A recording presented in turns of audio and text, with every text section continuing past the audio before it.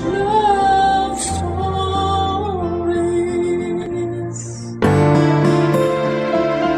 Mas masarap ang pagkain kapag ito ay pinagsasaluhan ng dalawang taong nagmamahalan. Ngunit minsan ay may mga pagkain tayong kailangang lunukin na lamang dahil wala na tayong hahatian.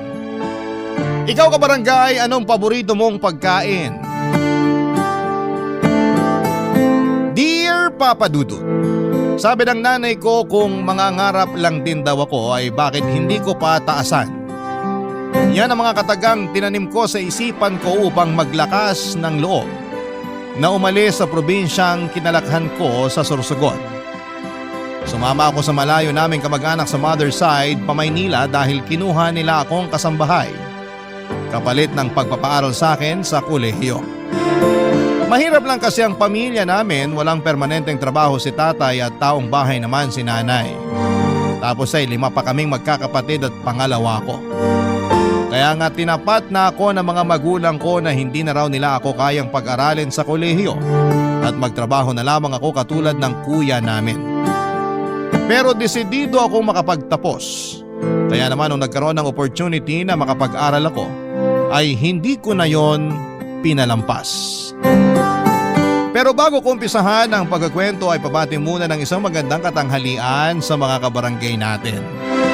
Ako po si Janina, 26 years old at tubong Sorsogon at kasalukuyang nakatira na ulit dito kasama ang 2 kong anak. Pero noong araw, lumuwas talaga ako ng Pamaynila para mga tulong kapalit ng pagpapaaral sa akin. Mabait naman ang mga kamag-anak namin yon, malayong tiyahin siya ni nanay na walang asawa at anak kaya naging misyon na niya sa buhay ang pag-aralin ang mga pamangkin niya at mga pamangkin sa pinsan. Thankful ako sa lola kong yon dahil binigyan niya ng katuparan ng pangarap kong makapagtapos. Sa pamilya namin ako pa lamang ang gagraduate ng college kaya naman proud na proud sa akin ang mga magulang ko. At hindi ngayon lingid sa kaalaman ng classmate at best friend kong si Leslie Papadudut.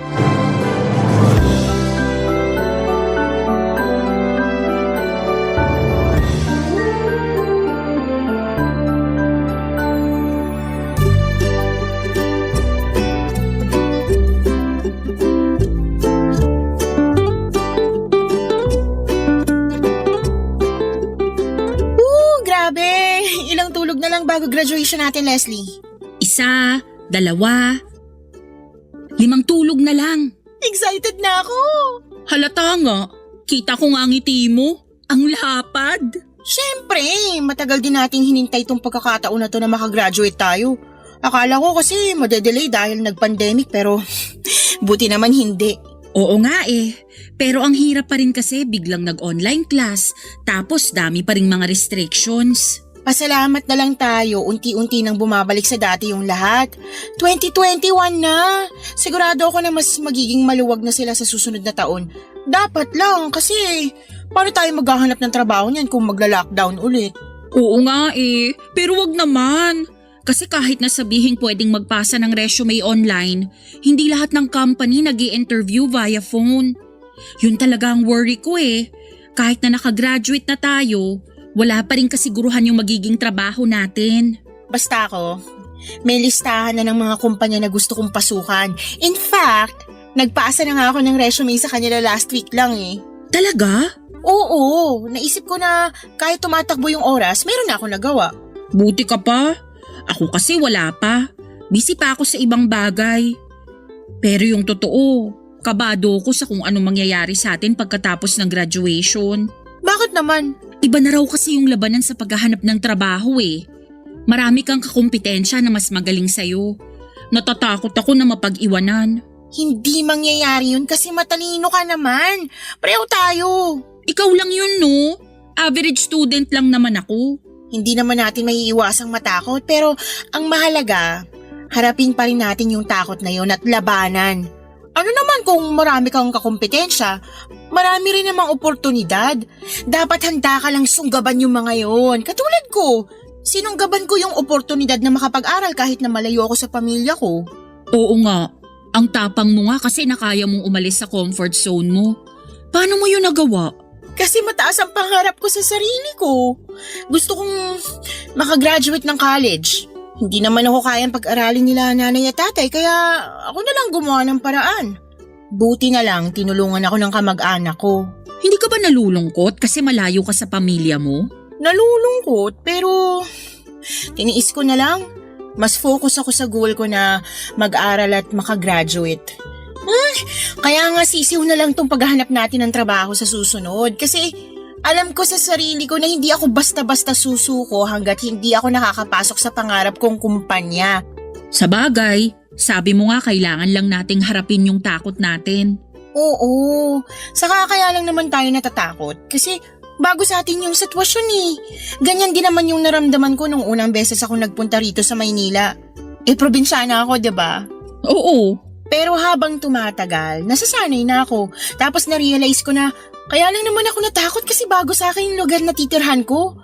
Kapag bago tayo sa isang sitwasyon, normal na matakot tayo kasi hindi natin alam yung gagawin eh. Pero napag-aaralan naman lahat ng bagay. Basta tiyagain lang natin na matuto. Pasasaan din ba't mawawala rin yung takot na yun? Wow, ang galing mo talagang magsalita. Bigla tuloy lumakas ang loob ko. Basta tandaan mo, ano man ang mangyari, magiging maayos din ang lahat. Okay, tatandaan ko yan. Papadudot katulad ko ay mahirap lang din ang buhay ng pamilya nila Leslie. Tapos namatayan pa sila ng nanay kaya tatay na lamang niya ang kumakayod sa kanila. Kaya nga nagkakaintindihan kami ng husto sa pagkakaroon ng mataas na pangarap na umasenso sa buhay pagdating ng panahon. Sa kaso ko papadudot ay isinaayos ko na sa isipan ko ang lahat ng mga bagay na gusto kong gawin pagka-graduate. Kung anong posisyon sa trabaho ang papasukin ko at kung saang kumpanya ako magtatrabaho. Goal-oriented kasi akong tao. Organisado rin at disiplinado. Kaya naman kumpiyansa ako sa kakayahan ko na maging madali sa akin ang buhay kapag nakapagtapos na ako. Kaya lang ay hindi pala yun ganon dahil ibang-iba ang realidad. Marami kang kakompetensya at hindi sapat ang talino lamang kung mahina kang dumiskarte. At napatunayan ko yon nang sa may ilang beses din akong na-reject sa mga kumpanyang inaplayan ko.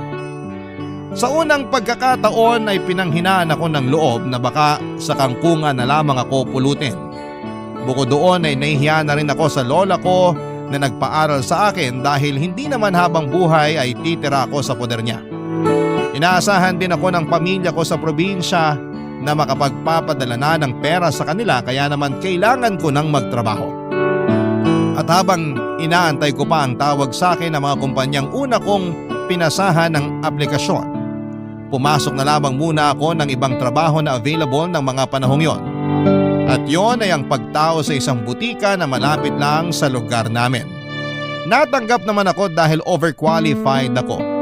Minimum lang din ang sweldo pero pwede nang pagtiyagaan para may panggastos ako sa pag-a-apply sa susunod. Pero 2 linggo pa lamang ako na nag-duty doon nang makilala ko si Boji, ang tinaguriang ihaw-ihaw boy sa lugar na yon, papadudot.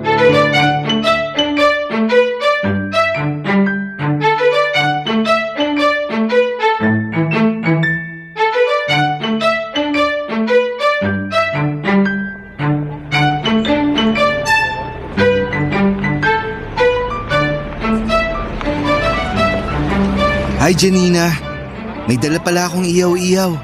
Ulamin mo na lang mamayang tanghalian para hindi ka nalalabas. Oh, Ay, salamat! Wow, ang bango naman, tsaka mukhang masarap. syempre, ako nag-ihaw niyan eh. May sauce na rin yan. Isang suka na maanghang at matamis. Di ba gusto mo na pinaghahalo yung sausawan? Oo, pati yun napansin mo rin. Syempre, observant ako eh. Teka, tama ba yung sinabi ko? Observant nga ba yun yung sa Tagalog, mapagmasid? Yung napapansin yung mga bagay-bagay? Oo, tama naman. Buti na lang, tama. Nakakahiya kasi sa'yo kung mali. Grabe ka naman. Ay, teka, magkano pala to? Naku, wag mo nang bayaran. Libre ko na yan sa'yo. Baka naman malugi na kayo niyan, ha? Hindi yan. Malakas naman yung ihawan ng amo ko. Saka binabayaran ko naman yan sa kanya. Bale, kinakaltas na lang sa susunod kong sahod. Nakakaya naman eh. Ilang beses mo na ako nililibre ng ihaw-ihaw.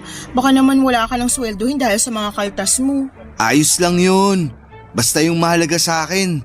Makita kitang busog at nasasarapan sa mga ihaw-ihaw namin. Kahit na wala na akong sweldohin, walang problema.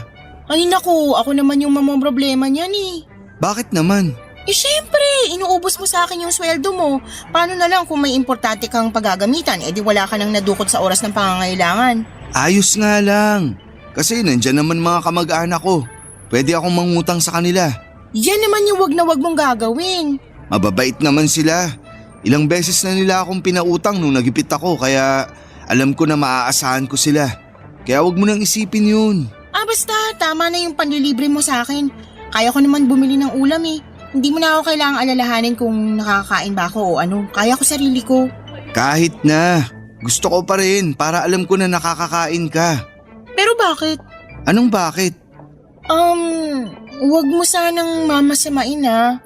Nagtataka lang kasi ako bakit ka masyadong concerned sa akin eh.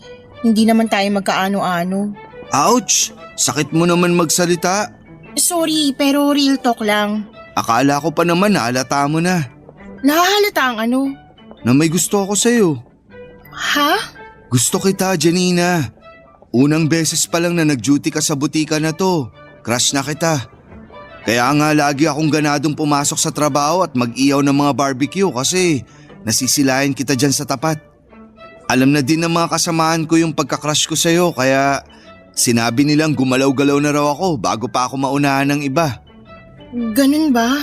Oo, kaya ayun. Naisip ko na hatiran ka ng mga iniyaw ko para naman matikman mo. At syempre, para makapagpakilala na rin ako sa'yo. Kasi... Sigurado naman ako na wala ka pang boyfriend. Kasi kung meron, edi sana may sumusundo sa'yo tuwing tapos ng duty mo. Pero wala naman ako nakikita kaya tiwala akong single ka pa. Tama ba? Oo, tama naman. Single nga ako. Wala rin akong manliligaw kasi hindi pagbo-boyfriend yung focus ko eh. Ganun ba? Pero masarap din magka-boyfriend. Merong mag-aalaga sa'yo. Makikinig sa mga kwento mo.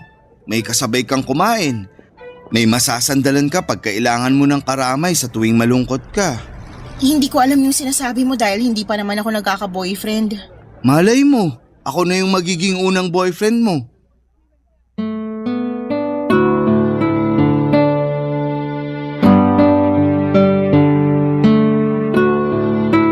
Papadudot gwapo si Boji, moreno at matikas ang pangangatawan.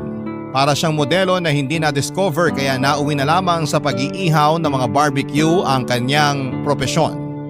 Hindi ko naman sa minamaliit ang trabaho niya dahil marangal yon at masarap naman ang mga paninda nilang barbecue. Pero naikwento ni Boji na mababa lang daw ang kinikita niya doon. Hindi rin naman kasi yon sa kanila at pumasok lang siyang taga-ihaw para magkatrabaho. Kabaliktaran ko si Boji kasi hindi siya nakapagtapos ng pag-aaral. Sa katunayan hanggang grade 3 lamang ang inabot niya dahil sa kahirapan kaya mas ginusto na lamang niyang magtrabaho noong araw para makatulong sa pamilya nila. Bagay na labis kong hinangaan sa kanya kaya nakuha niya ang loob ko. Naging malapit kami ni Boji sa isa't isa dahil na rin sa mga ihaw-ihaw na dinadala niya sa butikang pinagtatrabahuhan ko. At kapag natatapos ang duty ko ay niyayaya muna niya akong tumambay sa ihawan nila at pinapakain niya ng libre para raw busog na ako pag uwi sa bahay namin. Pero nahihiya ako kaya binabayaran ko pa rin. Kapag wala siyang masyadong iniihaw, nagkakaroon kami ng tsansa papadudot na makapagkwentuhan tungkol sa buhay at mga sarili namin. Tapos hindi ko na lamang namanayan na nahulog na ako sa kanya. Naging kami ni Boji at pagkalipas ng isang buwan ay nabuntis niya ako, papadudot. Barangay Love Stories. Barangay Love Stories. Papadudot nung kolehiyo ako, ang focus ko lang talaga ay pag-aaral at makapagtapos. Kaya nga iniwasan kong pumasok sa kahit na anong relasyon. Para sa akin ay sagaba labang yon sa pagtupad ko sa aking mga pangarap. At nung nakapagtapos nga ako ay ganon pa rin ang nasa isipan ko. Maliban na lamang nang dumating sa buhay ko si Boji. Totoo pala ang kasabihan na kahit na anong talino mo, mabobobo ka pagdating sa pag-ibig. Aminado naman kasi ako na nawala ako sa focus ng mga panahong yon dahil nadaig ako ng aking damdamin. Pero napasubo na ako. Lalo na noong nagbunga ang relasyon namin ng boyfriend ko. Nagdesisyon kaming magsama sa isang bubong ni Boji Papadudut. Itinira niya ako sa maliit na kwarto sa compound kung saan ay puro kamag-anak niya ang kapitbahay. Pero hindi yon sementadong kwarto o maayos na compound dahil nasa squatters area lamang kami. Bali plywood lang ang dingding ng kwartong inuukupan namin na may mataas na kisame. Maliit lang din yon, mainit dahil kulob pero pwede nang pagtiyagaan. Binilhan at pinalagyan ko na lamang ng linoleum ang sahig para naman maging presentable. Nahiya na rin kasi ako sa lola ko na makitira sa bahay nila lalo pat buntis na ako. Tapos na rin naman ang responsibilidad niya sa akin noong graduate ako. Kaya nilakasan ko na lamang ang loob ko na tumayo sa sarili kong mga paa. At dahil wala namang kaming ipon ni Boji ay kinailangan ko magtrabaho pa rin sa butikang pinapasukan ko hanggang sa kabuwanan ko. Hirap kasi talaga kami sa pera at madalas kaming kapusin. Gusto ko ring bumili ng mga damit at gamit ng magiging anak namin kaya kahit malaki na ang tiyan ko noon at masakit na ang balakang ko ay tinitiis ko na lamang basta sumweldo ako. Dahil nga sa mga nararamdaman kong yon ay madalas na mainit ang ulo ko at lagi ko na lamang pinagbubuntunan ng galit at inis si Boji. Dahilan para mag-away kami, Papadudut.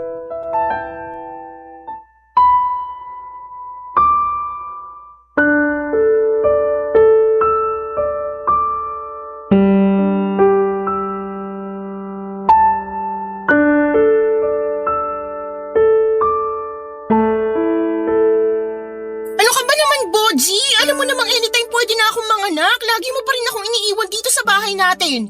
Anong iniiwan? Nandiyan lang ako kay Mang Domeng. Ang lapit-lapit lang nila sa atin oh.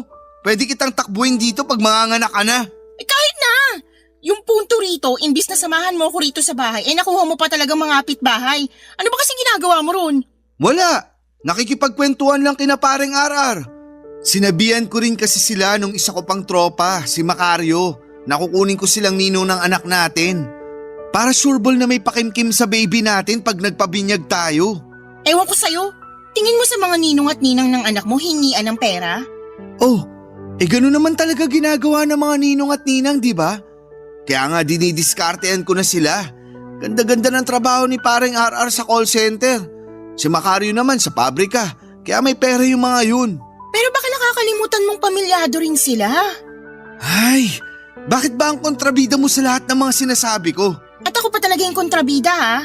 Alam nga naman yung mga kapitbahay natin, tayo lang naman yung magkausap. Alam mo, napapansin ko lagi mo na lang akong inaaway. Wala ka bang magawa sa buhay mo? Kasi nakakainis na eh. Kaya gusto ko laging lumalabas pag day off ko para hindi ko nakikita yung pagmumukha mo. Sa palagay mo gusto ko rin makita yung pagmumukha mo? Kapal mo ah. Kung may choice lang ako, papasok ako ngayon sa trabaho para kahit papaano lumaki-laki yung suswelduhin ko. Malapit na akong manganak, Boji, pero hindi pa rin sapat yung ipon nating pera. Saan na lang kami pupulutin ng anak mo nito? Bakit ba kasi pinoproblema mo yan? At bakit hindi ko po problemahin? Sige nga. Sinabihan ko na si Ate Joy ko. Papautangin daw niya ako para sa panganak mo. Kaya huwag ka na masyadong mag-alala. O tapos, paano mo babayaran yung utang na yon? Saka ko na po problemahin yun. Hindi ko pa nga hawak yung pera, pinag-iisip mo na ako. Palibasa, masyado kang kampante. Kaya hindi na ako nagtaka na hindi ka nag-ipon itong mga nakaraang buwan eh. Paano ako makakaipon? Maliit nga lang sinasahod ko dun sa iyawan. Para lang yun sa pagkain natin at bills. Minsan kulang pa. Sana man lang kasi naisip mo na maghanap ng ibang trabaho. Yung susweldo ka ng disente lalo na ngayon na magkakaanak na tayo. Bakit pa? Ayos naman na ako sa pag-iihaw ko. Hindi ko na kailangan maghanap ng ibang trabaho. Yan yung ayaw ko sa'yo eh. Kontento ka na dyan sa ginagawa mo kahit wala kang pag-asenso. Ano bang masama doon? Hindi naman ako nagnanakaw.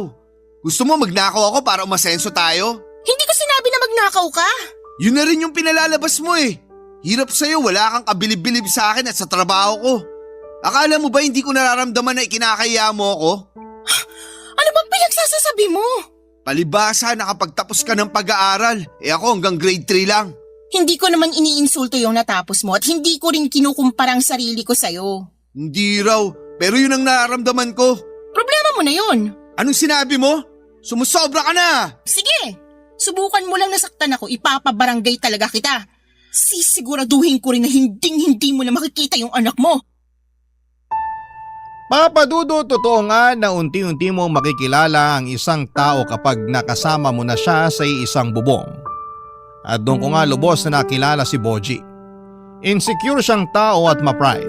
Ayaw niyang tinatapakan ko ang ego niya dahil para sa kanya ay lalaki siya. At siya ang padre di pamilya. Ayaw ko rin namang magmarunong sa harapan niya kahit na ako itong nakapagtapos ng pag-aaral sa amin. Pero para siyang pako na kailangang laging pukpukin para bumaon. Wala siyang sariling pag-iisip at pagkukusa na sumubok ng ibang trabaho nang sa ganon ay lumaki-laki naman ang kanyang sweldo. Katwiran ni Boji, hindi siya nakapagtapos ng pag-aaral kaya baka maliitin siya ng ibang tao. Kaya hanggang pag-iihaw na lamang daw ang kaya niyang gawin. Ang pag-iihaw ng barbecue ang plano niyang gawin hanggang sa pagtanda niya. Pero magkakaanak na kami at kahit na ilang beses kong pinaliwanag sa kanya na mas magiging malaki na ang mga gastusin namin ay hindi niya pa rin yon maintindihan. Lagi niyang sinasabi na kung mangangailangan kami ay nandyan naman ang iba niyang kamag-anak para hingan namin ng tulong at utangan. Doon ako lalong na-frustrate sa kanya at hanggang sa sumapit na ang araw kung kailan manganganak na ako. At abot langit ang konsumisyon na nararamdaman ko kay Boji. Buti na lamang at dumalaw sa tinutuluyan namin si Leslie para kumustahin ako pagkalipas ng 1 linggo.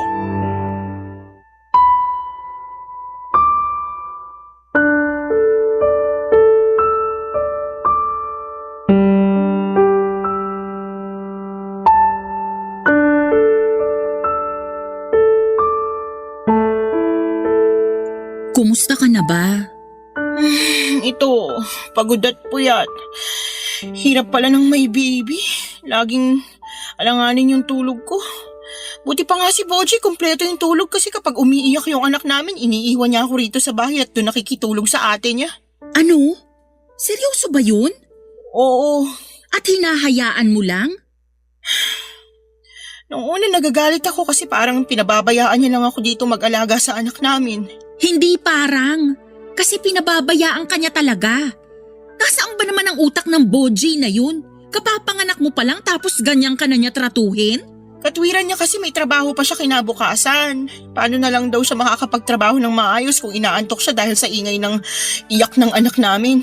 Kaya ayun, hinahayaan ko na lang. Pagod na rin kasi ako magalit sa kanya. Mas galit pa siya sa akin. Kapal naman ang mukha niya. Pwede ba ako magsabi sa'yo? Kasi hindi ko na kaya eh. Sobrang bigat na sa dibdib ko eh. Pakiramdam ko pag hindi ko na ilabas, sasabog na lang ako bigla. Oo naman. Best friend mo ko, diba? Magsabi ka lang sa akin. Pagod na kasi ako. Mahal ko naman yung anak namin ni Boji pero naisip ko, masyado pang maaga para dumating siya sa buhay ko.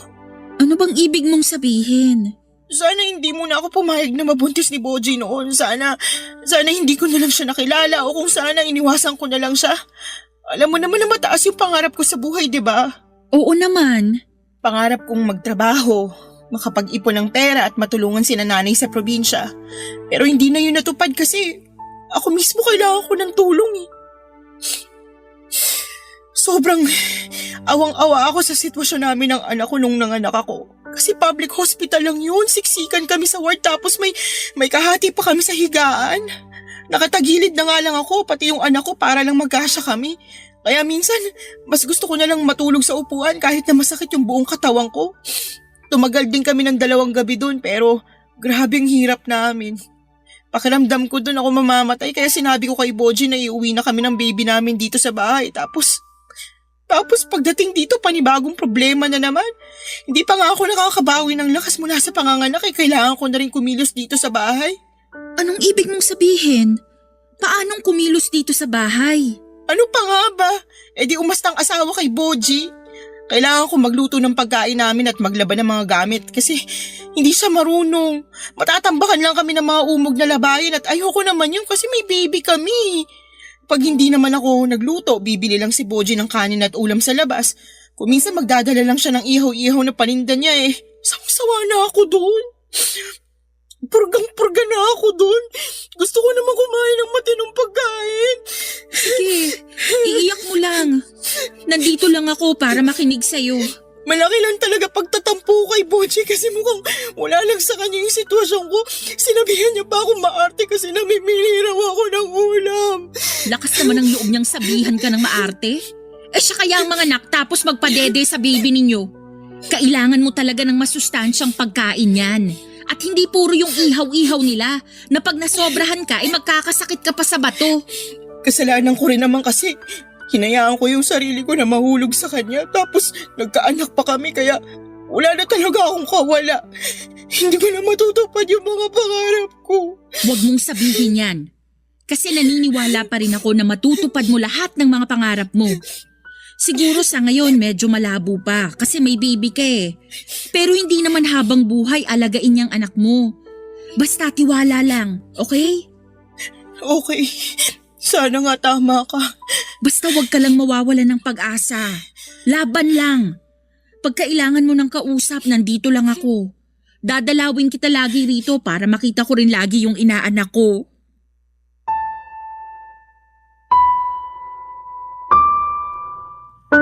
Papadudod siguro nga ay emosyonal lamang ako ng mga panahong yon.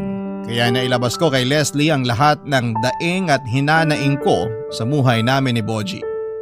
Pero hinayaan lamang ako ng kaibigan ko na umiyak at magkwento dahil alam niyang makakatulong sa akin na mailabas lahat ng yon. At totoo nga kasi dahil gumaan ang dibdib ko pero nandun pa rin yung tinik sa lalamunan ko. Don't get me wrong, masaya naman ako sa pagdating ng baby namin. Thankful ako kasi ligtas ko siyang naisilang pero paano na? Ano ang susunod? Nag-resign na rin kasi ako sa pinagtatrabahuan kong butika kaya wala na akong pinagkakakitaan pa. Bukod doon ay sigurado akong magiging limitado na ang mga galaw ko dahil sa pag-aalaga ng anak namin. Tapos ay hindi ko pa maasahan si Boji sa maraming bagay. Ang hirap para akong mababaliw. May kinakasama nga ako pero para pa rin akong mag-isa. Gabi-gabi ay nananalangin ako sa Diyos na sana'y maghimala siya sa pamilya namin, Papa Dudut. Natulungan niya kami kasi natatakot akong maranasan din ang anak namin na maghirap. Noon pa nga lang na isinilang siya ay hikahos na kami. Paano na lamang kaya pag lumaki na siya? Yun talaga ang kinakatakot ko. Barangay Love Stories. Barangay Love Stories. Papadudot mabilis na lumipas ang isang taon, natuon ang buong atensyon ko sa pag-aalaga sa anak namin ni Boji. Sakitin kasi ito, payat at may pagkalampa. Kaya kahit gustuhin ko mang magtrabaho ay ayaw ko namang ipagkatiwala ang anak ko sa ibang tao. Pero nung nawala ng hanap buhay si Boji dahil nalugi ang ihawa na pinagtatrabahuhan niya, ako na ang kusang loob na kumilos para maghanap buhay. Alam ko naman na sa aming dalawa ay mas capable akong makapasok sa magandang trabaho dahil may tinapos ako. Pero dahil matagal din akong natenga ay nakaramdam din ako ng pag-aalinlangan. Mabuti na lamang at to the rescue ang best friend kong si Leslie nang alokin niya akong maging tauhan sa laundry shop ng sister company kung saan siya nagtatrabaho. Hiring daw kasi doon at minimum pa rin ang kita pero meron namang bayad ang OT at may mga benepisyo pa. Bukod doon ay malapit lang din sa amin kaya hindi na ako talo sa pamasahe. Nagbabaon na lamang ako ng pagkain para makatipid dahil sa trabahong yon ay nakabili nga ako ng TV para naman may libangan kami sa gabi. Sinipagan ko talaga ang pagpasok araw-araw para makapag-ipon ako at makapagpundar ng mga gamit sa bahay. Bukod doon ay masaya rin ako dahil nailalabas na namin ang anak namin at napapakain sa mga fast food na dati-rati tinuturo lamang niya dahil hindi namin kayang kainan. Kaso kung kailan ayos na sana ang lahat ay bigla namang umeksena ang kinakasama ko.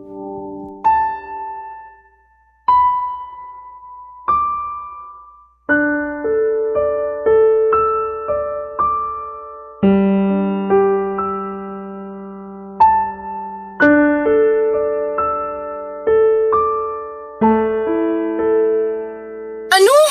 Nasisiraan ka na ba ng ulo? Siraulo na kung siraulo. Pero sundin mo na lang yung sinabi ko. At bakit ko naman gagawin yun? Kasi sinabi ko. Boji naman, wag mo naman gawin sa akin to. Wag mo akong pag-resignin sa trabaho ko. At bakit ayaw mo? Siguro totoo na may relasyon kayo nung katrabaho mong lalaki, no? Aminin mo na. Wala akong aaminin dahil wala naman kaming relasyon. Hindi ako naniniwala sa'yo. Nagsasabi ako ng totoo, ikaw yung nag-iimbento. Ah, ganon? Halika nga rito. Aray ko naman, wag mo naman ako sabunutin. Bakit hindi? Masyado ka nagmamatigas. Eh dapat lang sa'yo turuan ng leksyon. Boji. Bibitiwan lang kita kapag sinunod mo yung sinabi ko. Simula sa araw na to, hindi ka na papasok sa trabaho mo. Pero paano na lang yung pamilya natin? Pag nawalan ako ng trabaho, baka magutom tayo. Hindi mangyayari yun kasi ako magtatrabaho sa atin. Aray ko, bitiwan mo na ako, sabi. Ayan. Sana sa susunod magtanda ka na. Kasi bubunutin ko talaga mga buhok mo sa anit mo. Ang sama mo. Hindi ako masama. Saka ikaw naman yung may kasalanan. Masyado ka nagmamatigas. Hindi pagmamatigas yon. Iniisip ko lang kapakanan ng pamilya natin pag umalis ako sa trabaho ko. Hirap sa'yo, masyado ka mapagduda. Magagawa ko pa ba mang lalaki pamilyado na akong tao? Malay ko ba? Kerengkeng ka. Ano sinabi mo? Totoo naman ah. Dali mo nga nahulog sa akin nung panaybigay ko sa'yo ng iyaw-iyaw, di ba? May pasabi-sabi ka pa na ayaw mo mag-boyfriend pero bakit mo ako sinampal? Nagtanong ka pa talaga sobrang kapal ng mukha mo na sabihin sa akin yung bagay na yon. Para sa kaalaman mo, hindi ako kerengkeng. Masyado ka lang matamis manalita kaya nahulog ako sa'yo. Pero siguro mali talaga na nagkagusto ako sa'yo noon eh. Kasi kung nireject na kita noon pa, di sana hindi ako nakatira sa masikip, mainit at pangit na pamamahay na to. Hindi sana kami nakakaranas ng kagutuman ng anak mo. Hindi kami magtitiis sa kakarampot mong sweldo dahil pul-pul ka. Walang pangarap sa buhay at mahina dumiskarte. Alam mo, sana hindi na lang kita nakilala eh. Siguro mas maayos buhay ko ngayon. Ah, ganon? Di lumayas ka na sa pamamahay ko kung iinsultuin mo lang din ako. Masasaktan ka talaga kasi masyado ka madaldal. Bitawan mo ako, sabi!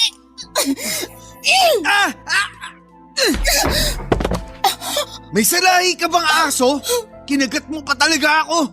Pasalamat ka, yan lang ginawa ko sa'yo. Naku, Janina, pasalamat ka. Kaya ko pa rin magtimpi. Kasi kung hindi, kanina pa kita inuntog sa dingding. Nakakairita kang babae ka. Mas nakakairita ka!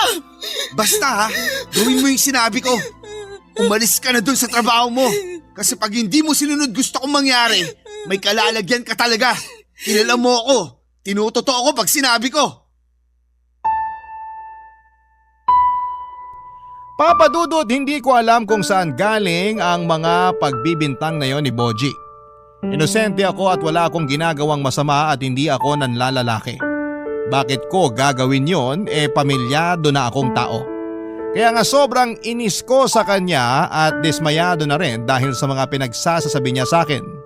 Bukod doon ay kilala naman niya yung kasamahan kong lalaki dahil nakikita niya yon kapag sinusundo nila ako ng anak ko sa pinagtatrabahuhan ko. Nagkakakwentuhan pa sila kaya akala ko ay ayos lamang ang lahat. Yun pala ay pinagseselosa na niya ito. Kaya naman gulat na gulat ako. Pero bukod doon ay hindi ko matanggap na sinaktan niya ako dahil lang sa bagay na yon, Papa Dudut. Pero dahil nga ayaw magpatalo ni Boji, pinanindigan niyang siya na ang maghahanap buhay sa amin. Hindi sana ako papayag kasi alam kong mahina siyang dumiskarte. Pero nung tinakot na niya akong makikipaghiwalay sa akin at ilalayo pa ang aming anak pag hindi ako nag-resign ay doon na ako nag-alala ng husto. Kaya nga para hindi na lumaki pa ang gulo ay sunod ko na lamang ang sinabi niya. Malungkot ako at nalungkot din si Leslie noong nalaman na umalis na ako sa pinagtatrabahuhan ko. Pero pinaliwanag ko sa kanya na kapag may kinakasama na siya sa buhay, kailangan talaga niyang magsakripisyo. Naintindihan naman yon ng kaibigan ko at sinabi na lamang na kung kailangan ko ng tulong ay huwag akong mag-alangan na lumapit sa kanya, Papa Dudut. Tulad ng napagkasunduan, si Boji na nga naghanap buhay sa amin. Pero lagi siyang pa-extra-extra sa trabaho kaya wala rin siyang permanenteng kita. Ang masakit pa rito ay nabuntis niya ulit ako pagkalipas ng 2 buwan. Kasalanan ko rin naman kasi kinatamaran kong inumin yung pills na nireseta sa akin sa center. Kaya ayon, nagbunga na naman ng batang pagsasama namin. Ayoko pa kasi sanang magkaanak kami ulit dahil nga maliit pa ang panganay namin at napakahirap din ang buhay.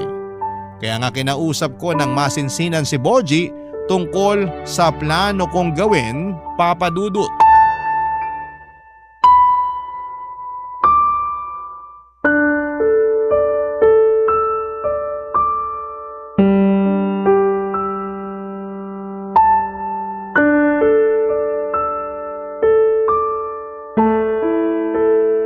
Ano?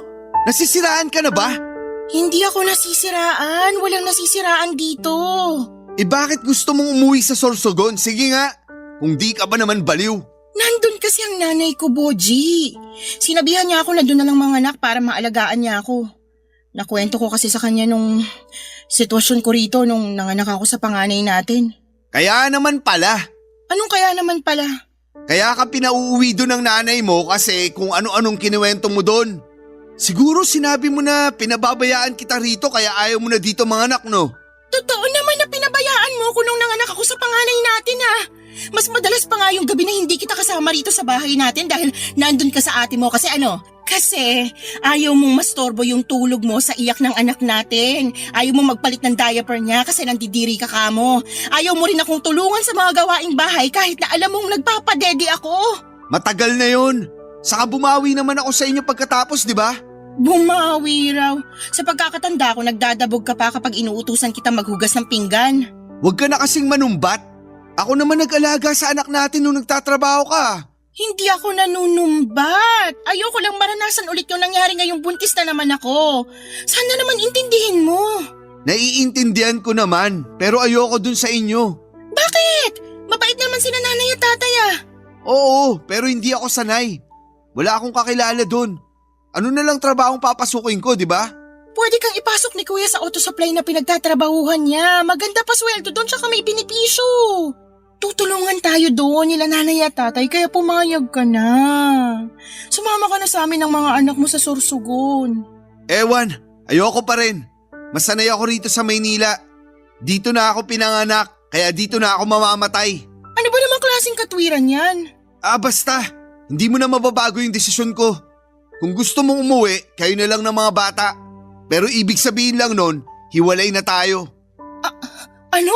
Narinig mo yung sinabi ko. Kung gusto mong umuwi sa Sorsogon, kayo na lang ng mga bata.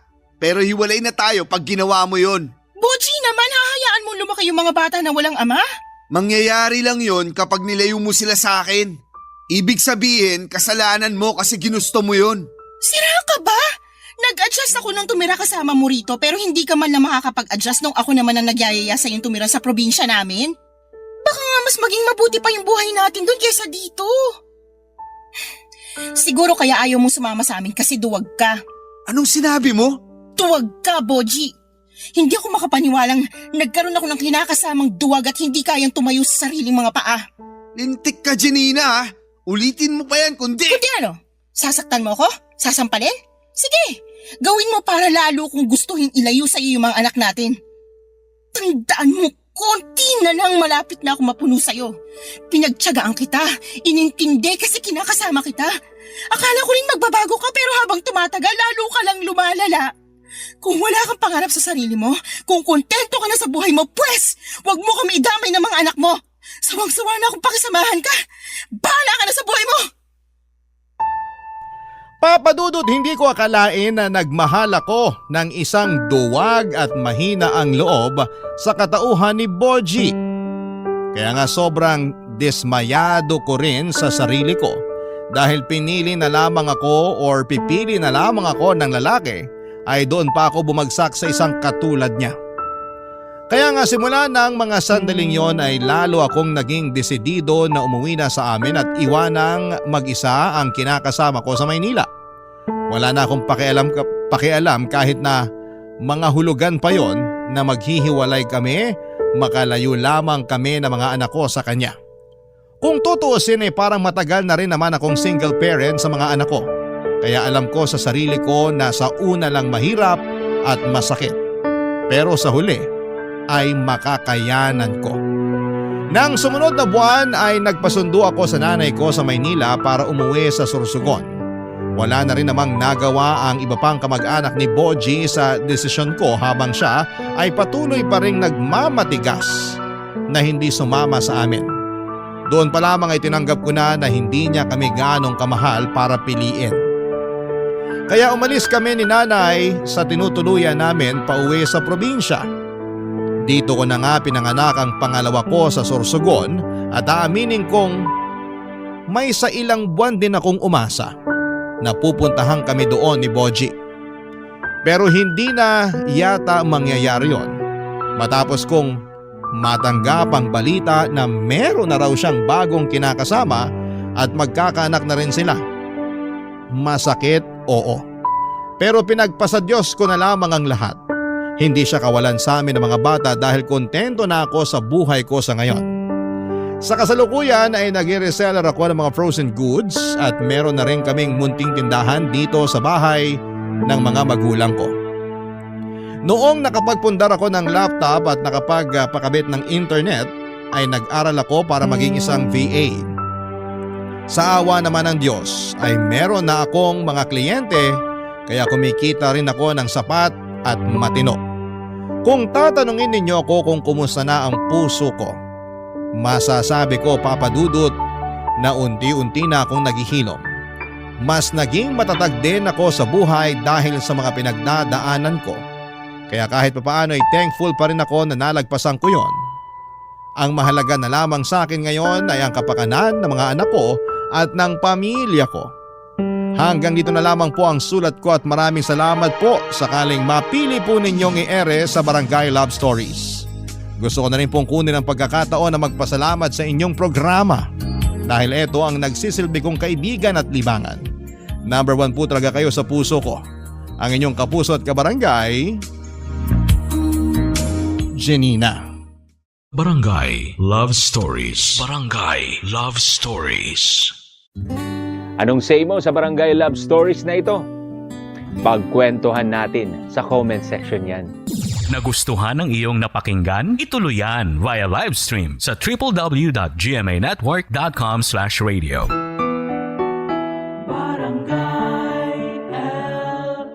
In Mega Manila, 97.1. Forever. Forever. Forever.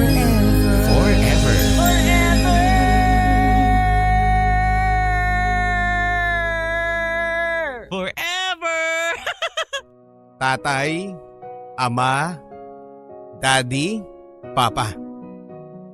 Ano man ang tawag natin sa kanila, sila ang kokompleto sa ating pagkatao. Sila ang nagpapatatag sa ating pamilya, kaya sila ang tinuturing nating haligi ng tahanan. Pero paano kung ang inakala mong tatay ay isang pusong mamon? Ipagmamalaki mo pa rin ba siya o ikakahiya? Ako po ang inyong si Papa Dudut sa mga kwento ng pag-ibig, buhay at pag-asa. Dito sa Barangay Love Stories. Dear Papa Dudut, ako po si Lorraine at bata pa lamang ako ay malapit na ako sa aking papa. Siya kasi ang madalas kong kasama dahil si mama ay nasa ibang bansa at isa siyang OFW. Dalawa lang kaming magkakapatid pero kahit maliit lamang ang aming pamilya at malayo si mama ay masayang masaya pa rin kami dahil ni minsan ay hindi pinaramdam ni Papa sa amin na wala si mama. Siya din kasi ang tumatayo bilang mama namin. Pa? Bakit parang halos lahat ng gawaing bahay alam mo? Hindi ba lalaki ka naman? Tanong ko kay Papa habang nagluluto pagkatapos niyang maglaba. Anak, hindi naman porket lalaki ako walang gawaing pambabae na akong gagawin. Dapat all around. Ang sabi ni Papa at ngumiti ako. Ang galing mo talaga pa. Bilib ako sa'yo. Kasi kahit wala si mama naalagaan mo pa rin kami ng maayos ni Angelica. Ayaw mo bang magtrabaho pa? Ang tanong ko sa kanya. Gustuhin ko man anak, hindi pwede. Ayaw kung kanino ko lang iwan ang kapatid mo. Babae pa man din kayong dalawa. Bakit anak? Ayaw mo bang nandito si Papa?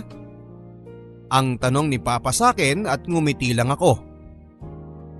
Papa naman, syempre gusto kong kasama namin kayo ni Angelica. Hayaan mo pa.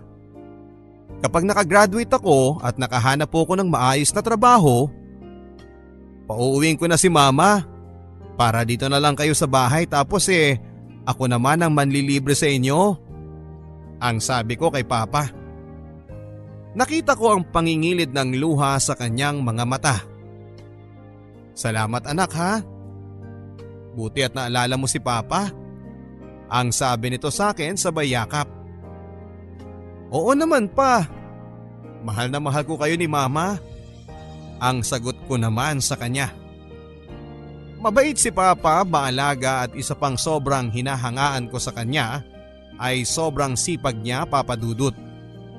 Kaya masasabi kong napakaswerte ko talaga kay Papa. Kasi alam kong mahal na mahal niya ako at ang aking kapatid. Pero isang araw ay narinig kong may kausap siya sa cellphone. Mahina ang boses niya at parang bumubulong lang, basta ang narinig ko lang ay ang sagot ni Papa. O sige, pupunta ako, ang sabi niya. Nagtaka ako kung ano ang pinag-uusapan nila nang nasa kabilang linya. Ang inisip ko na lang ay baka si Mama yon at may pinag-uusapan lang silang mahalaga. Magmula noon, Papa Dudut ay ewan ko ba pero unti-unti na akong nagdududa sa mga kinikilos ni Papa. 4 na taon na ang nakakalipas, Papa Dudut. Graduate na ako ng high school pero simula noong last na uwi ni Mama ay hanggang ngayon ay hindi pa rin siya bumabalik. Ang sabi niya ay sa graduation ko daw siya uuwi pero hindi naman niya tinupad ang pangako niya. Sobra na nga ako nagtatampo kay Mama. Pero buti na lang at nandyan si Papa na laging pinupuno ang pagkukulang ni Mama sa amin. Hanggang sa dumating sa point na nahuli ko si Papa na may kausap sa telepono. Nung una akala ko ay kaibigan niya lang yon pero habang tumatagal ay nagdududa ako kung bakit sa tuwing kausap niya yon ay abot-abot ang ngiti niya. Angel, madalas bang umaalis si Papa kapag ikaw ang nauuna rito sa bahay? Ang tanong ko sa kapatid ko na nasa elementary noon, kaya naman mas nauuna siyang umuwi kaysa sa akin na nasa kolehiyo na.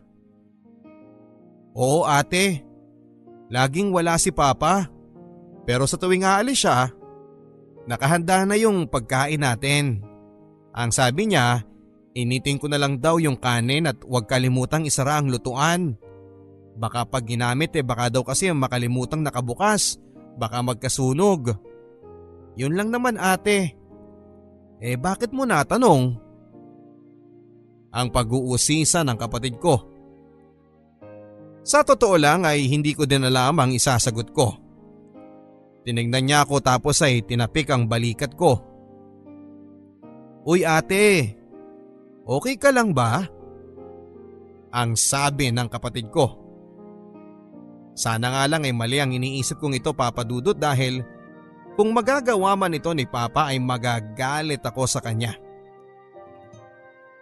Wala naman, may iniisip lang ako. Basta kapag aalis si Papa, sabihin mo sa akin ha. Ang billing ko sa aking kapatid. Akala ko, Papa Dudut, ay titigil na nga si Papa sa paglabas, ngunit nasundan pa ito ng nasundan. Oy Lorraine, alam mo ba kung anong ginagawa ng Papa mo?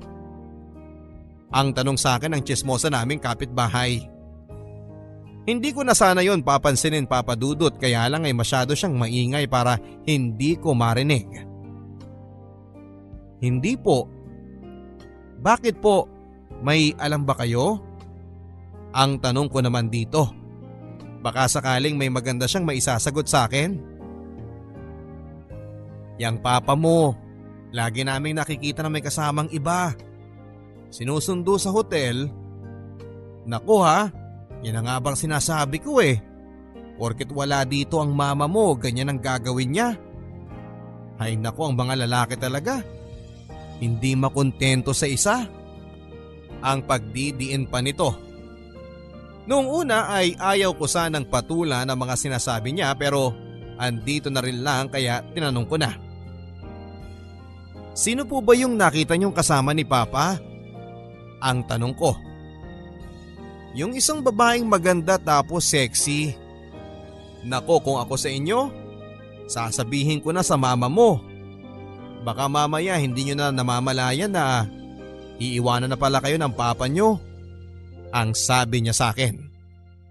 Bumilis ang pintig ng puso ko at gusto kong sabihin kay mama ang lahat ng nalaman ko, pero nagpigil ako, Papa Dudut, dahil ayokong masira ang pamilya na meron ako. Nagdaan pa ang mga araw, Papa Dudut, at lagi ko na ngang hindi naaabutan si Papa sa bahay. Pero si Papa yung tipo ng magulang na aalis pero sisiguraduhing maayos na ang lahat sa bahay. Nakaluto na siya, ready na ang higaan, pati ang mga uniform namin kinabukasan ay planchado na. Kaya nang makakuha ko ng tiyempo, wala kaming pasok noon, kaya naman nagkaroon ako ng pagkakataon na i-one-on-one si Papa. Aalis na sana siya noon, Papa Dudut, kaya naman kinausap ko na siya habang nag-aayos siya ng gamit niya. Pa? Saan ba kayo pupunta at saka bakit hindi na tumatawag ang mama sa atin? Ang tanong ko dito at tumingin siya sa akin. Anak, nagtatrabaho si Papa para sa inyo. Ang mama niyo naman, kaya hindi tumatawag ay busy lang sa trabaho niya. Stricto raw ang bago niyang amo, kaya hindi siya makatawag. Ang sabi ni Papa. Nakita ko naman ang senseridad sa mukha ni Papa, kaya naman hindi na ako nagduda pa sa mga sagot niya. Papa, kung may trabaho ka, bakit tuwing gabi lang? Hindi ba kadalasan ng trabaho sa umaga? Ang sabi ko ulit sa kanya. Ngumiti lang si Papa sa akin tapos ay kinerot ang ilong ko. Ang anak ko talaga? Napakadaming tanong. Matulog ka na kaya? Bukas may pasok na kayo at saka huwag ka nang masyadong mag-isip ng kung ano-ano dyan. Basta anak, nandito lang si Papa ha. Hindi ko kayo pababayaan. Ang lahat ng ginagawa ko ay para sa inyo. Okay? Ang sabi ni Papa. Sa ganoong pamamaraan ni Papa ay nakukumbinsi niya ako na wala siyang ginagawang masama. Pero minsan, Papa Dudut, ay napapaisip talaga ako kung ano ang meron sa trabaho ni Papa.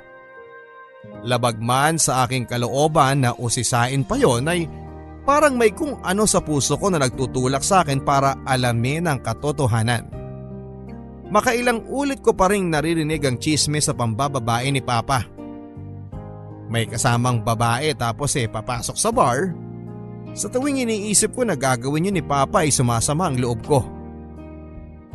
Kaya naman ako na mismo ang gumawa ng paraan para malaman ang katotohanan. Hindi ako pumasok noon sa isang subject ko para lang abangan si Papa. Sa lugar na sinasabi ng mga kapitbahay namin na lagi nilang nakikitang may kasama siyang babae. na pumapasok daw sa bar. Mga bandang 7:00 na ng gabi yon, sa hindi kalayuan ay naaninag ko nga si Papa. Halos mga tog ang tuhod ko sa aking mga nakita. Tama nga ang sabi-sabi tungkol kay Papa. May kasama siyang babae na pumasok sa bar. Paulit-ulit kong sinasabi sa sarili ko na hindi totoo pero kitang-kita ng aking mga mata. Niloko kami ni Papa. Niloko niya lang kami. Pagkatapos ng araw na yon ay hindi ko na alam kung paano ko haharapin si Papa. Hindi ko rin alam ang gagawin. Kung sasabihin ko ba sa kanya na nakita ko siyang may kasamang iba o itatago ko na lang ito para mapanatiling buo ang pamilya namin. Si Mama na dapat kong pagsabihan lang ng hinanakit ko ay wala din at hindi ko din makontakt. Hindi ko na alam kung saan ako lulugar, Papa Dudut. Kaya naman minabuti ko na lamang nakausapin si Papa ng masinsinan. Bahala na kung ano ang malaman ko. Aalis na ulit sana siya nang bigla ko siyang harangin. Anak, bakit hindi ka pa pumasok sa loob? Malamok dyan sa labas. Pa, ano ba talagang trabaho mo? Anak, ano bang klaseng tanong yan? Driver ako ng bus kaya gabi lang ako umaalis. Driver ba talaga? Nagtatrabaho ka ba talaga o nambababae? Anak, wag mong sabihing naniniwala ka sa mga chismis sa akin ng mga kapitbahay. Noong una pa ayaw ko talaga maniwala eh. Pero nung nakita na mismo ng mga mata ko, doon ako nagsimula magduda kung totoo ba talaga yung sinasabi niyo sa akin. O mas paniniwalaan ko yung sinasabi ng ibang tao. Anak, maniwala ka sa akin. Wala akong ginagawang masama. At gaya ng paulit-ulit kong sinasabi sa'yo, ang lahat ng ginagawa ko ay para sa kabutihan yung dalawa ng kapatid mo. Hindi ko na alam pa. Pero kung totoo yung sinasabi niyo, bakit nakita kitang may kasamang babae nung isang gabi tapos pumasok kayo sa bar? Anak, maniwala ka sa akin. Wala akong intensyong masama. Ang hinihingi ko lang sa'yo ngayon, anak, ay konting pangunawa. Balang araw, maiintindihan mo din ako. Hindi ko talaga alam kung ano ang ibig sabihin ni Papa sa mga sinabi niyang yon.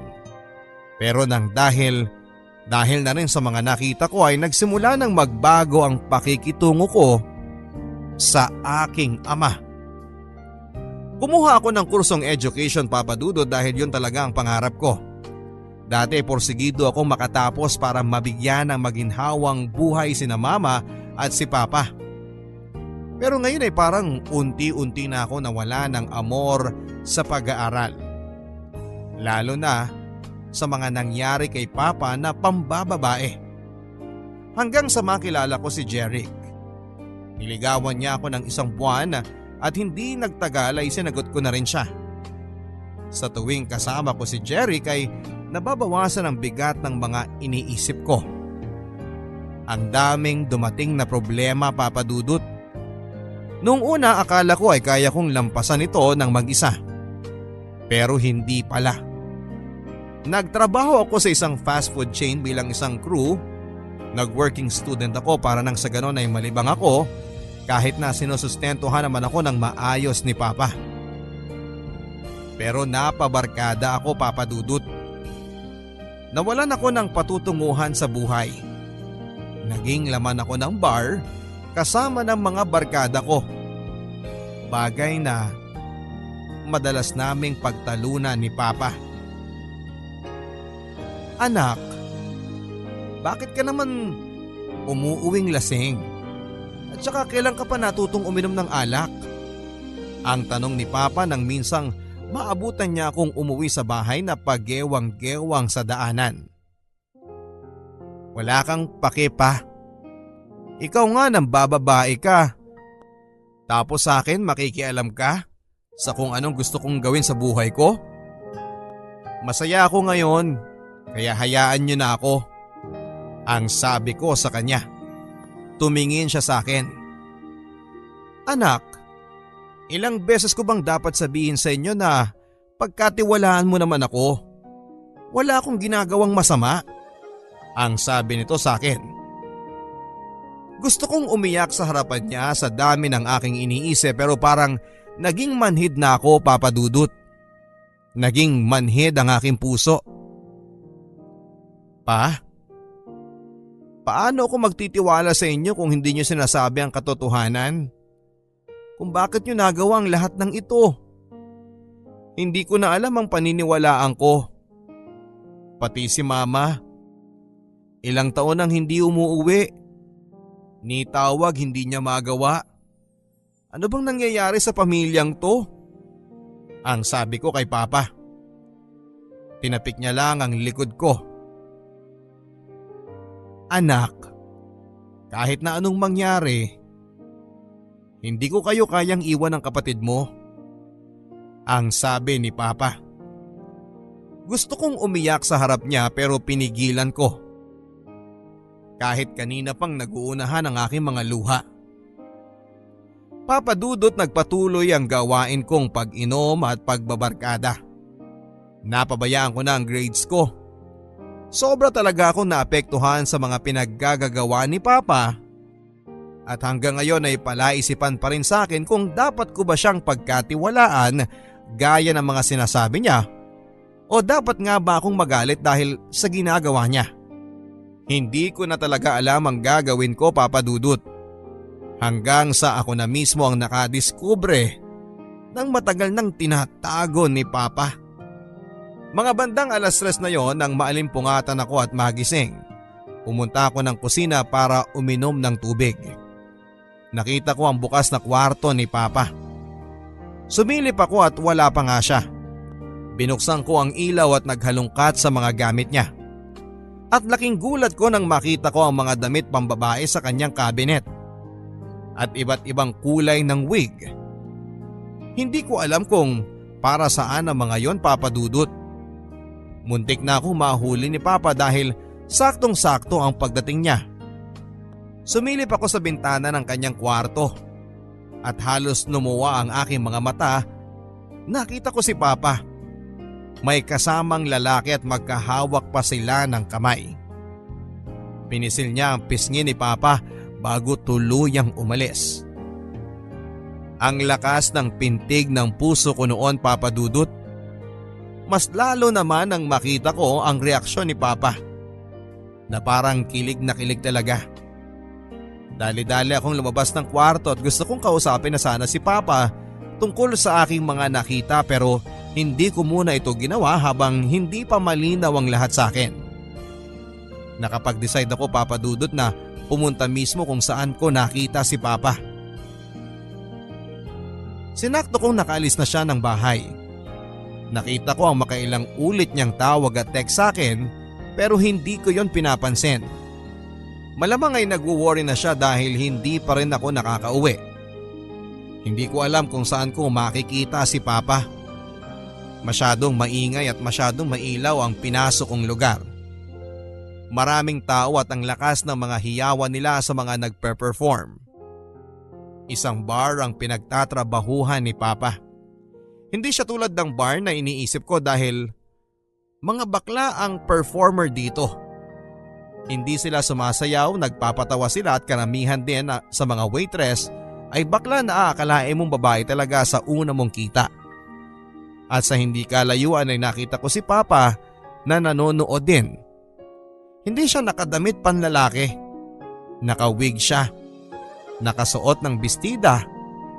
Agad ko siyang nakilala dahil sa suot niyang relo na ibinigay sa kanya ni Mama noong wedding anniversary nila. Mali ako nang iniisip kay Papa. Hindi pala siya ng bababae. Kasi isa siyang bakla. Kung tutuusin ay wala naman talagang ginagawang masama si Papa. Nagtatrabaho siya bilang isang stand-up comedian sa isang bar. Palipat-lipat pala si Papa kaya pala minsan ay hindi ko siya nakikita dito. Yun ay ayon na rin sa mga napagtanungan ko na mga nakakatrabaho niya. Hindi ko alam kung paano ko ulit kakausapin si Papa. Wala man siyang ginagawang mali pero itinago niya pa rin ang kanyang tunay na pagkatao. Bakla ang papa mo. Ang paulit-ulit na narinig ko, Papa Dudut, sa aking kasintahan. Gusto kong magalit sa kanya at gusto kong ipagtanggol si Papa, pero wala akong magawa dahil alam kong totoo ang lahat ng yon. Kinausap ko si Angel tungkol sa mga kinikilos ni Papa at nagulat ako sa mga sinabi niya. Ate, matagal ko nang alam na ganyan si Papa. Minsan, binibihisan pa niya ako ng gown at inaayusan. Wala naman akong nakikitang mali sa ginagawa ni Papa. Maayos naman ang pagpapalaki niya sa atin. Kaya sana, huwag ka nang magalit sa kanya. Ang kasalanan lang naman niya ay hindi sa atin sinabi ang totoo niyang pagkatao. Pero naging mabuti pa rin siyang ama sa atin. Ang sabi nito sa akin habang nakatingin lang. Kahit na, mas okay sana kung sinabi niya kaagad sa atin. Kaso anong ginawa niya? Naglihim siya, hindi ba? At si Mama, paano na lang kapag nalaman ni Mama to? Masisira ng pamilya natin ang dahil sa pagkatao ni Papa. Ang madiin kong sabi sa aking kapatid. Ate, may sasabihin pa ako sa'yo. Ang sabi niya na mukhang seryosong seryoso. Si Mama, kaya hindi na siya umuuwi kasi may iba na siyang pamilya sa ibang bansa. At lahat ginagawa ni Papa para matustusan ang pangangailangan natin. Alam mo ba ate na nagbebenta ng balot si Papa tuwing gabi kapag mahina ang kita sa bar? Minsan pa nga ay nagbebenta siya ng taho tuwing madaling araw. Kaya hindi na natin siya naaabutan sa bahay kasi ginagawa niyang lahat para may maginhawa tayong buhay. Kaya sana ate huwag ka nang magalit kay Papa. Ang sabi sa akin ng kapatid ko. Para akong binuhusan ng malamig na tubig sa mga sinabi niyang yon. Noon pa man ay sira na pala ang pamilya namin. Hindi ko na alam ang gagawin ko at mabuti na lang at nandyan si Jeric na nagpapasaya sa akin. Mahal, sa bahay na lang tayo. Huwag ka nang umuwi sa inyo. Magsama na tayo. Ang alok niya sa akin. Napangiti ako dahil pakiramdam ko ay ayaw na sa aking mahiwalay ni Jeric. Pumayag ako at hindi nag-isip, iniwan ko si Angelica kay Papa. Inisip ko na lang na total ay wasak na ang pamilya namin at may tatay pa akong bakla. Pinipilit ako pabalikin ni Papa pero hindi ko siya pinakinggan. Nagmatigas ako. Tuwing papasok ako ay naririnig ko na lamang ang mga kaklase ko na inaasar ako. O yung tatay niyang bakla nagkatrabaho sa bar. Nakakita ka na ba ng tatay na nagbibistida at nagmi-makeup? Sabay tawa nila. Hindi ko man lang maipagtanggol si Papa kasi alam kong totoo. Kaya naman mula noon ay umuwi na ako sa bahay nila Jeric at nagsama na kami. Sa tuwing kasama ko siya ay nakakalimutan ko ang aking problema. Mabuti na lang at may isang katulad niya sa aking buhay. Kahit na iniwan ko na sina Papa at Angelica ay tuloy pa rin ang sustento sa akin ni Papa. Ang sabi ni Angel ay lagi na lang daw may sakit si Papa. Pero ganoon pa man ay pumapasok pa rin siya kasi magka-college na rin ang aking kapatid at gusto raw ni Papa ang makatapos din siya ng pag-aaral. Sumama din ang loob ko, Papa Dudut, dahil hindi sinabi ni Papa sa akin. Mabuti pa kay Angelica at sinabi niya lahat pero wala akong kaalam-alam. Ayaw kasi ni Papa na magkaproblema ka. Alam mo kung gaano kanya kamahal kaya sana bumalik ka na ate.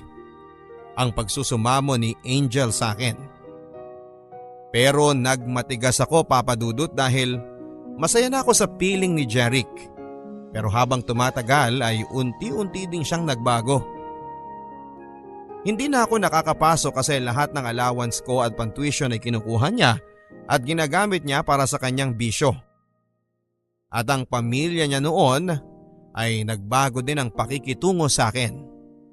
Nagsisisi ako at pakiramdam ko ay ginamit lang ako ni Jeric at ang masaklap niyan ay nambababae siya. At hindi ko din inakala na hahantong ang lahat sa ganito. Mahal, lasing ka na naman. Please bawasan mo na yung pag-iinom mo. Wala kang pakialam, buhay ko to. Paalalahanan lang kita, Jeric ha. Sumama ako sa'yo kasi akala ko maaalagaan mo ko, pero ano tong ginagawa mo? Hindi ako nakakapasok ng dahil sa'yo. Lahat ng allowance ko ginagamit mo, pati ng pamilya mo. Alam mo, kung lahat ng yan isusumbat mo lang sa akin, mabuti pang bumalik ka na doon sa tatay mong bakla. Ngayon pa? Kung kailan buntis na ako? Buntis ako, Jeric, at ikaw ang ama. Ha? Hindi sa akin yan. Baka kung kaninong lalaki lang yan. Anong yan ka, Jeric? Pagkatapos kong ibigay sa'yo lahat, ito ang gaganti mo? Ang masaya naming pagsasama ni Jeric ay sa ganoong paraan lang natapos at hindi ko alam ang gagawin ko. Hindi ko alam kung saan ako pupunta. Ayoko nang bumalik sa amin kasi ayokong makita si Papa. Pero anong gagawin ko? Hindi ko na alam kung saan ako pupunta. Wala na akong ibang malalapitan kundi si Angel, ang aking kapatid, kaya kinausap ko siya tungkol sa aking sitwasyon. Ate, bumalik ka na. Miss na miss ka na namin ni Papa. Ang sabi nito sa akin. Ayoko nang bumalik doon. Hiyang-hiya na ako sa ginawa ko at paano ko sasabihin kay Papa na nabuntis ako. Ang sabi ko sa kanya. Nanlaki ang mga mata ni Angel at nagulat siya sa mga sinabi ko. Tama ka, Angel. Buntis ako pero anong ginawa ni Jeric? Akala ko pananagutan niya ako pero hindi. Iniwan niya lang ako sa ere. Ang sabi ko sa kanya na umiiyak na. Niyakap ako ni Angel. Ate, andito lang kami ni Papa. Bumalik ka na please. Ang sabi niya sa akin. Kaya kahit labag sa aking kalooban na bumalik at makitang muli si Papa ay wala na akong ibang choice. Pagkarating ko sa bahay ay nakita ko nga si Papa. Nakahiga at namumugto ang mata at bumagsak ang kanyang katawan. Naalala ko na halos 5 buwan ko na pala siyang hindi nakikita. At ang allowance na ibinibigay niya sa akin ay pinapaabot lang niya kay Angel. Yung kasi ang billing ko na ayoko siyang makita. Pero halos manghina ako nang makita ko siya, Papa Dudut. Nakaramdam ako ng awa at galit sa aking sarili. Paano ko ito nagawa kay Papa? Pa? Ano nangyari sa'yo? Anak, medyo tinangkaso lang ang papa mo. Pero huwag kang mag-alala. Pak na pak pa rin ang beauty. Papa, sorry kung naging matigas ako sa inyo. Sorry sa mga kasalanan ko. Ano ka ba, anak? Kalimutan na natin yun. Ang mahalaga, nandito ka na at kasama na namin ulit. Pero pa, may kasalanan po ako. Ano yun, anak? Buntis ako pa. Pero hindi ako pananagutan ni Jeric. Yung boyfriend mo? Totoo ba yan, anak? Naku, gusto ko siyang sabunutan. Pa, hindi ba kayo galit sa akin? Dahil hindi na ako nakapag-aral ng dahil sa ginawa ko. Lahat ng allowance ko napupunta lang lahat sa kanya, ginagamit niya sa bisyo niya. Anak, wala na tayong magagawa kung yun na nangyari. Ang mahalaga ay alam mo na ang pagkakamali mo. Salamat pa. Pinangako ko pong bubuhayin ko na maayos yung anak ko kahit ako lang mag-isa. Kahit anong mangyari, anak, hindi ka mag-iisa dahil kasama mo kami. Laking pasasalamat ko, Papa Dudut, dahil buong puso pa rin akong tinanggap ni Papa sa kabila ng mga pagkukulang ko at sa aking mga nagawang pagkakamali sa kanya. Kaya ngayon ay handa na akong magbagong buhay para sa aking pamilya at sa aking magiging anak. Nagkasakit si Papa, pero mabuti na lamang at naagapan at hindi naging malala dahil daw ito sa kanyang paninigarilyo. Kaya naman minabuti na niyang tigilan ang kanyang pagyoyosi. Ako naman, Papa Dudut, ay nagpatuloy sa pag-aaral kahit buntis ako. Hindi ito naging hadlang sa aking kagustuhang makapagtapos ng pag-aaral. Hanggang sa unti-unti ay nakatapos na ako.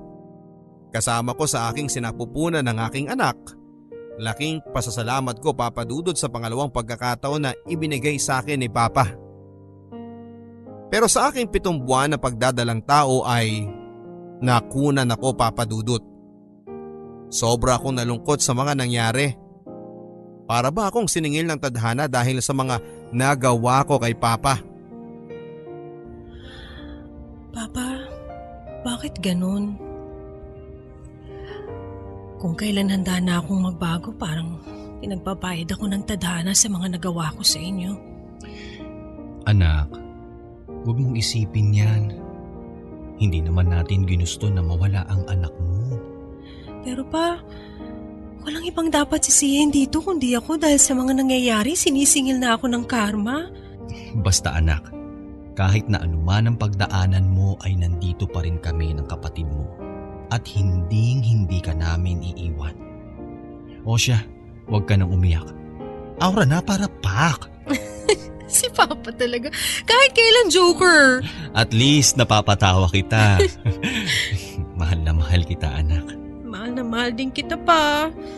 Pangako sa susunod na magmamahal ako, ang hahanapin ko yung katulad nyo. Katulad kong pusong mamon?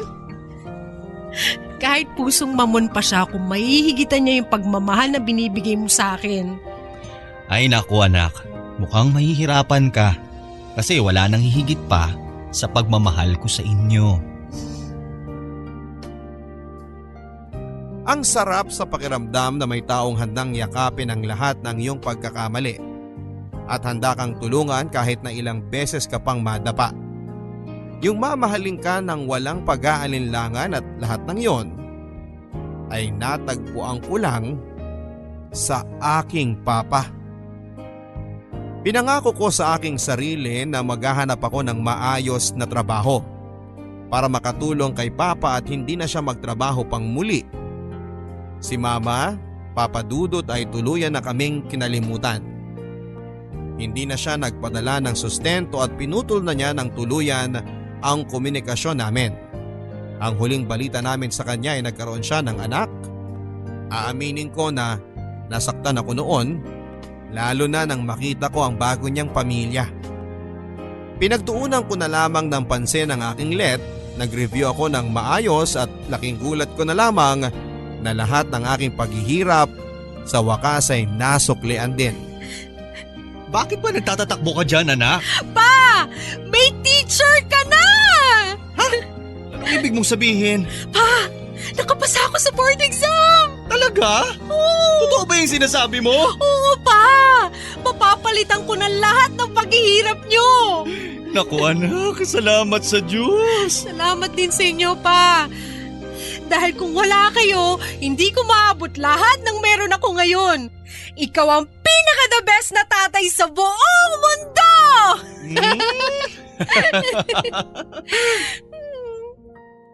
Ang sarap palang sabihin yon kay Papa. Dahil deserve niya namang matawag na the best na ama.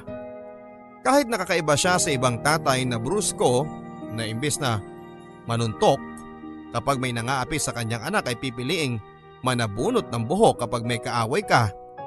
Nakakatawa pero hindi ko kinakahiya si Papa. Bagkos ay pinagmamalaki ko siya na naging ama ko.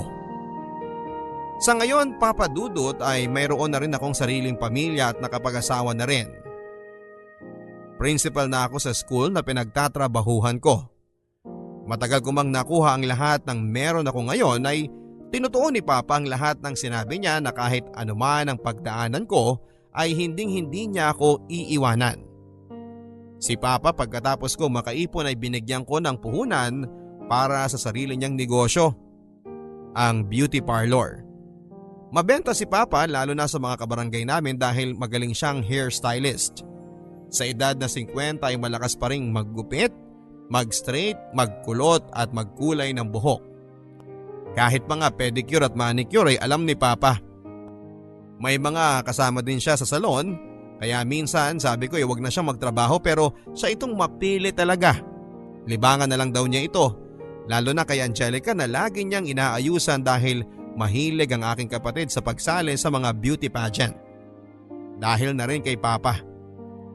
Kaya ayon, ang saya-saya nilang dalawa.